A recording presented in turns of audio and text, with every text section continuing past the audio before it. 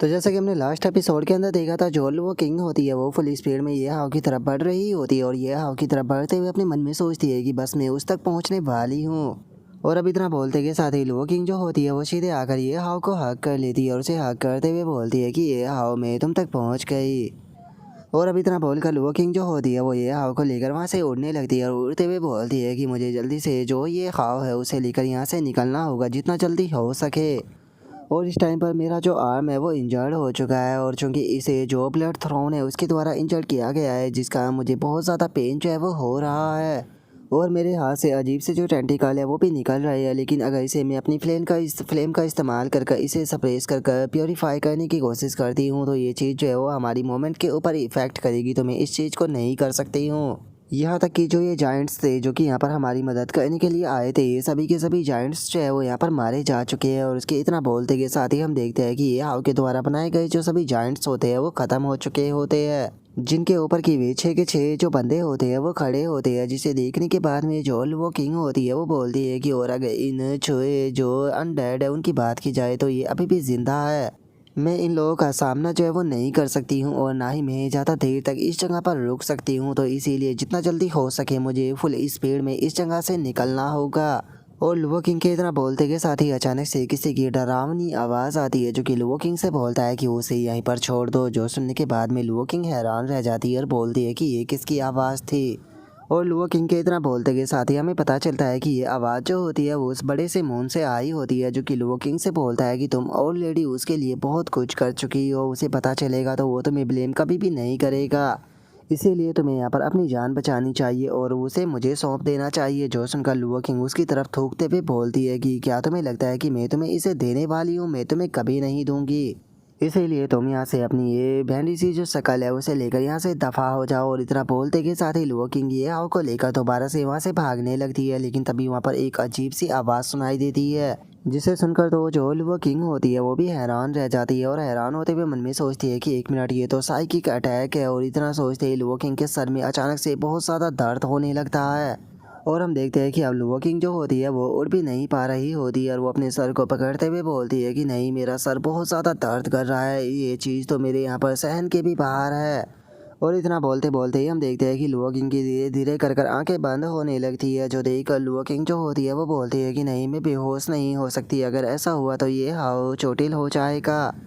और अब इतना बोलते के साथ ही हम देखते हैं कि लुओ किंग जो होती है वो बेहोश होकर ज़मीन की तरफ गिरने लगती है और तभी हमारा व्यू जो होता है वो 6 के 6 उन अनडेड के ऊपर आ जाता है, जो कि अचानक से ही जो अपनी गर्दन होती है उसे लंबा करना शुरू कर देते हैं। और हम देखते हैं कि वो अपनी गर्दनों को बिल्कुल किसी भाले की तरह बना लेते हैं। और वहीं दूसरी तरफ हम देखते हैं कि जो लुओ किंग होती है वो सीधे उनकी गर्दनों से बने हुए जो भाले होते हैं उसी की तरफ आ रही होती है। और इससे पहले कि जो वो किंग है वो गर्दन जैसे जो वे भाले होते हैं उनसे जाकर टकराती है, अचानक से ही हम देखते हैं कि कुछ पल के लिए जो टाइम है वो रुक जाता है। और कुछ पल के बाद में जैसे ही लुओ किंग अपनी आंखों को खोलती है तो उसे पता चलता है कि वो किसी की गोद में मौजूद होती है और वो जिस पर्सन की गोद में होती है वो कोई और नहीं बल्कि ये हाव होता है। और अब ये हाव जो होता है वो लुओ किंग से माफ़ी मांगते हुए बोलता है कि लुओ किंग मुझे माफ़ कर देना, मैं उठने में थोड़ा लेट हो गया। और अब ये हाव को उठा हुआ देखकर जो वो किंग होती है वो भी मुस्कुराने लगती है और मुस्कुराते हुए बोलती है कि ये हाव फाइनली तुम उठ गए, सच बताओ तो मैं बहुत ज़्यादा खुश हूँ क्योंकि अभी भी यहाँ पर देर नहीं हुई है।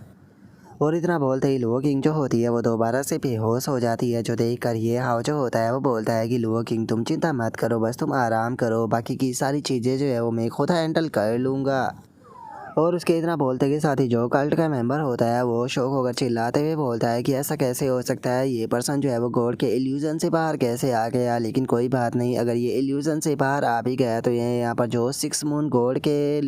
क्लोन है उनका सामना जो है वो नहीं कर पाएगा। और इतना बोलते के साथ ही वो 6 के 6 जो अनडेड होते हैं उन्हें अटैक करने का ऑर्डर देते हुए उनसे बोलता है कि हम सभी इसके ऊपर एक साथ में अटैक करेंगे, मुझे बिल्कुल भी यकीन नहीं है कि ये यहाँ पर 7 मार्शल आर्टिस्ट का एक साथ में सामना कर सकता है। और उसके इतना बोलते के साथ ही सभी के सभी उसके ये हाव के ऊपर अटैक कर देते हैं।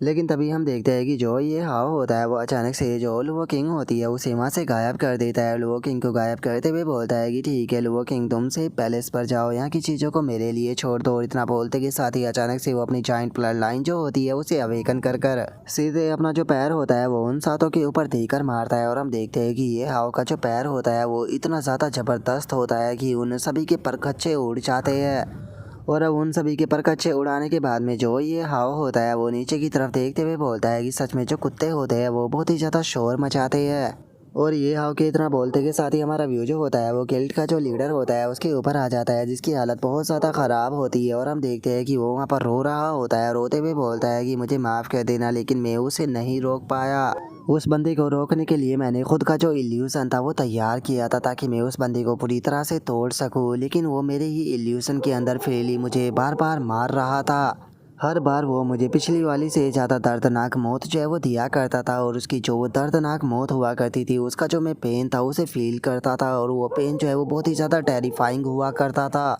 मुझे समझ में नहीं आ रहा कि आखिर वो जो ड्रीम था उसके अंदर से बाहर कैसे आ गया, और अगर वो ड्रीम के अंदर से बाहर आ भी गया था तो उसके ऊपर जो इल्यूशन था वो इफ़ेक्ट क्यों नहीं कर रहा था। सच में ये पर्सन जो है वो कोई इंसान जो है वो नहीं हो सकता, ये पर्सन जो है वो एक डीमन गॉड है, यहाँ तक कि जो डिवाइन है वो भी उसे पनिश नहीं कर सकती।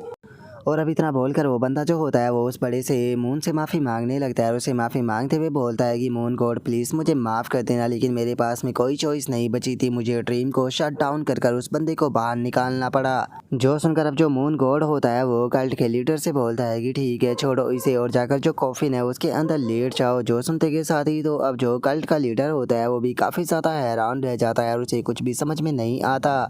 तभी जो मून गॉड होता है वो उस कल्ट लीडर को बताता है कि अब मेरे पास में कोई दूसरा रास्ता जो है वो नहीं रह गया है। अगर मुझे वेसल को कंप्लीट करना है तो उसके लिए मुझे तुम्हारी जो ये कमज़ोर सी इमोर्टल बॉडी है उसी का इस्तेमाल जो है वो करना पड़ेगा। और अब कल्ट लीडर के इतना बोलते के साथ ही हमारा व्यू ये हाव के ऊपर आ जाता है, जहाँ पर कि हम देखते हैं कि ये हाव ने यहाँ पर सभी लोग जो होते हैं उन्हें कम्प्लीटली ख़त्म कर दिया होता है। और अब ये हाव जो होता है वो उनकी डेड बॉडियाँ जो होती है उन्हें देखते हुए बोलता है कि इस पावर के बाद भी ये सभी जो थे वो डेड बॉडी से ज़्यादा कुछ भी नहीं थे। देखा जाए तो इस कल्ट के यहाँ पर जितने भी लोग थे सभी ऑलमोस्ट जो है वो ख़त्म हो चुके हैं। और अब इतना बोलते के साथ ही ये हाव जो होता है उसे अचानक से अपने पीछे कुछ महसूस होता है, जिसे महसूस करते के साथ ही ये हाव जो होता है वो बोलता है कि नहीं, अभी भी यहाँ पर एक जो है वो बच गया है। और अब इतना बोलते के साथ ही ये हाव जैसे ही अपने पीछे की तरफ देखता है तो हमें पता चलता है कि एक बंदा जो होता है वो वहाँ पर आ चुका होता है। और अब हम जैसे ही उसे देखते हैं तो हमें पता चलता है कि ये कोई और नहीं बल्कि कल्ट लीडर होता है, लेकिन उसके अपीयरेंस को देखकर ये साफ पता चल रहा होता है कि जो मून गॉड है उसने कल्ट लीडर की बॉडी के ऊपर कंट्रोल कर लिया। और अब मून गॉड को देखते के साथ ही जो ये हाव होता है वो भी मुस्कुराने लगता है, और मुस्कुराते हुए बोलता है कि मून गॉड या फिर मून डीमन, तुम जो कोई भी हो, फाइनली तुम मेरे सामने आ ही गए। और अब ये हाव के इतना बोलते के साथ ही हमारा आज का एपिसोड जो होता है वो यहीं पर ही कंप्लीट हो जाता है। तो नेक्स्ट एपिसोड के अंदर देखिए कि आगे क्या होता है। अगर आप लोगों को वीडियो अच्छी लगी हो तो लाइक करना, चैनल को सब्सक्राइब करना। मैं मिलता हूँ नेक्स्ट एपिसोड के अंदर, तब तक के लिए बाय बाय गाइस।